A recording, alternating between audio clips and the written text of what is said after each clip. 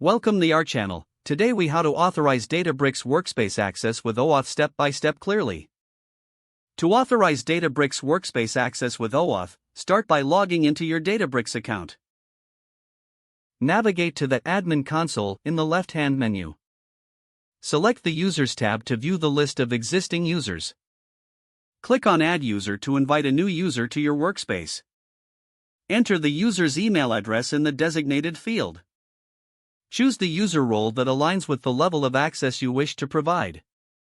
Enable the OAuth option to facilitate the authorization process. Next, navigate to the Azure or AWS section, depending on your Databricks setup. Locate the Service Principals or OAuth Tokens section. Click on Add Service Principal to create a new principal for OAuth authentication. Enter the necessary details, including the name and description for the service principal. Once completed, save your changes to create the service principal.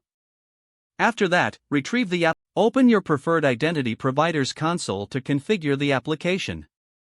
Create a new application in your identity provider, linking it to the Databricks workspace. Input the redirect URI from Databricks into the identity provider as part of the configuration. Ensure that you have configured the required scopes for the Databricks API. Once the application is set up, copy the client ID and client secret from your identity provider. Return to the Databricks admin console and paste in the client ID and secret. Finalize the authorization process by saving the configuration. Test the OAuth by logging in with the new service principal credentials. Monitor the dashboard to confirm that access has been granted. You have successfully authorized access to the Databricks workspace using OAuth. If the page does not load, refresh the browser or try again in a private or incognito window.